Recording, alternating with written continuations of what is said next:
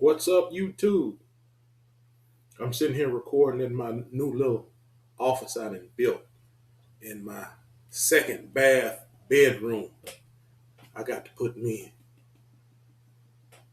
uh, some kind of screen back there. I guess I'll do that later. Hope everybody out there in YouTube had a blessed day and gonna have a blessed day coming up. This video is gonna be about a partner of mine. This is a health video. Partner of mine who has kidney stones. And I was giving him a little bit of advice, and I'm about to back that advice up with some things I just Googled up on YouTube. So y'all just kick back and y'all listen and check this out. YouTube, here's a little info about kidney stone disease. Kidney stone disease or urinary stone disease is crystallopathy that occurs when there is an excess of minerals in the urine and not enough liquid or hydration. Okay, you got too many minerals and you're not drinking enough fluids. Maybe you're a truck driver and you pee a lot. Well, you just got to pull over or ruin your kidneys. And maybe you drinking mineral water, or maybe you drinking spring water. You know, spring water has a lot of minerals. And then they put minerals in water for taste. Me personally, I drink distilled water. But we're going to talk about distilled water later. Okay, it says kidney stone disease or urinary stone disease is a crystallopathy that occurs when there is an excess of minerals in the urine and not enough liquid or hydration. This imbalance causes tiny crystals to aggregate and form hard masses or calculi stones in the upper urinary tract because renal calculi typically forms in the kidney. If small enough, they may pass out of the urinary tract through the urine stream. A small calculus or kidney stone may pass without causing any symptoms. However, if a stone grows to more than 5 millimeters, 0.2 inches, it can cause blockage of the ureter, resulting in extremely sharp and severe pain, renal colic in the lower back that often radiate to the groin. A calculus may also result in blood in the urine, vomiting owing to severe pain, swelling of the kidney, or painful urination. About half of all people who have kidney stones are likely to develop another within 10 years.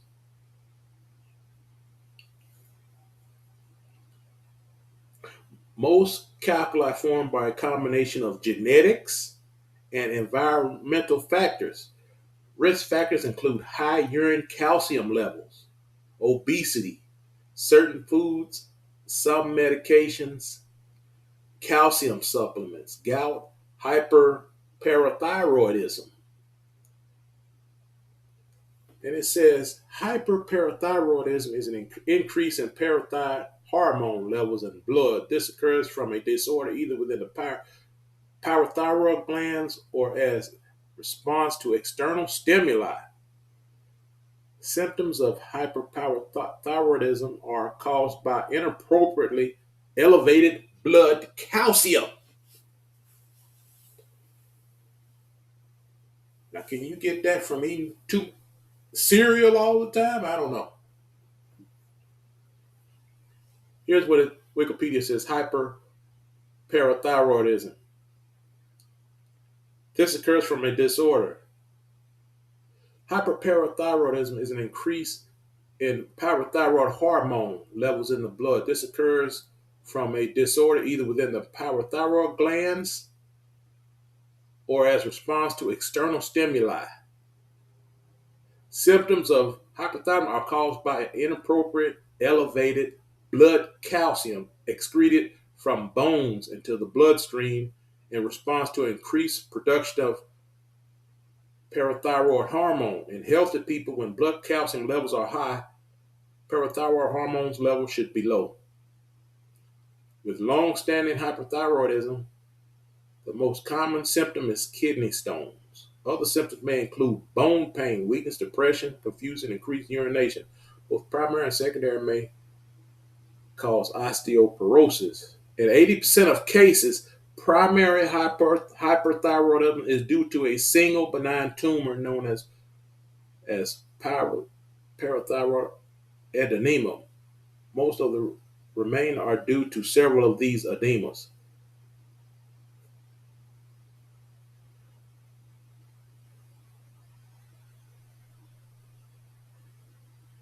Secondary hyperparathyroidism typically occurs due to vitamin D deficiency. So, if it's not due to a tumor, it could be due to vitamin D deficiency. Vitamin D deficiency or hypovitamosis is a vitamin D level that is below normal. It most commonly occurs in people when they have inadequate exposure to sunlight, particularly sunlight with adequate ultraviolet B rays. Vitamin D deficiency can also be caused by inadequate nutrition. Now, if you work at nighttime, and especially if you have a lot of pigmentation, you dark skin, you're not gonna get any vitamin D. So you should be taking vitamin D supplements. So before I do any surgeries, I would take vitamin D supplements and change the water that I drink. Let's see what it says about Dissa water. I've been drinking Dissa water since I've been in my 20s. And I was living in Minnesota. And when I moved to Texas, I know people look older in Texas. I don't know, is it because of chemicals in the water or what? But I've been drinking Dissa water since I've been in my 20s. And people tell me that I look younger than my age. So I don't know. So I Google up, it says, is Dissa water safe to drink? A lot of people don't think it is. But Copilot search says, yes, Dissa water is safe to drink. But it lacks minerals found in tap or spring water. So a balanced diet is important to maintain nutrient intake. What Dissa water is? Dissa water is produced by boiling water and condensing the steam back into liquid, which removes up to 99.5% of impurities, including bacteria, heavy metals, dissolved minerals, and most chemical contaminants. This makes it one of the purest forms of water available with virtually zero dissolved solids, which is good for your kidneys and help prevent kidney stones. Unlike tap water, Dissa water does not contain minerals such as calcium. Let me say that again. Unlike tap water, Dissa water does not contain minerals such as calcium, magnesium, or sodium, which contribute to the taste and some dietary intake. Now, here's the safety concerns about drinking Dissa water. Drinking Dissa water is generally safe for healthy adults. It will not harm you in the short term, and it can be a safer option in areas where tap water may contain harmful chemicals or contaminants. However, because it lacks minerals, relying exclusively on Dissa water over long periods could slightly reduce your intake of calcium and magnesium, which are important for cardiovascular and bone health. It also says most people obtain sufficient minerals from a balanced diet, so this is usually not a concern. So if you're eating good, you really ain't got to worry about it. Most people obtain sufficient minerals from a balanced diet, so this is usually not a concern. Shit, my bones healthy. Shit, I've been drinking this water forever. But every you go to a store, I'm a driver, you go buy you a soda, or you go to a fast food place and you get your soda, they using tap water out the sink with that syrup. They got them big machines that have that soda syrup, and that carbonated water comes straight from the sink. So it's not well, I guess it's filtered. It's filtered, but you're still gonna get the minerals from the tap. But it says most people obtain sufficient minerals from a balanced diet, so this is usually not a concern. And then some people that work take a lot of supplements to give them energy. I imagine that those could plug your kidneys up too, because they say uh, metformin plugs your kidneys up. You have to take a test for that. I haven't had any problems with taking metformin. Maybe that's because I've never had any problem with taking. Maybe that's because I drink this water. Let's see what it says about recommendations, and I'm gonna close it up. Balanced diet. Ensure you get enough minerals from food if drinking distilled water regularly.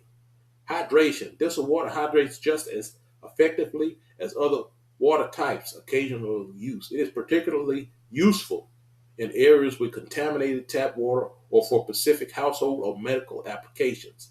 In summary, distilled water is safe to drink, but because it lacks minerals, it is best consumed as part of a diet that provides adequate nutrients to maintain overall health. Like I say, I take vitamins, you know, you'll be all right, you know. You drink it sometime. If you got kidney problems, shit, you drink more distilled water than you drink tap water or spring water. You know, one thing, if you don't want to drink distilled water, I wouldn't drink spring water. That has a lot of minerals. And then I was looking to buy some water, and they done started adding minerals in water for taste. So if I buy some filtered water, I don't want them to add shit to it for taste. You know, so I drink water out of the soda machine, which is tap water, and I do drink uh distilled water all the time. But sometimes I drink filtered water. I buy filtered water. So that's my take on that. I hope that helps. Hope that helps somebody. Everybody out there have a blessed day, and I'll holler at y'all later.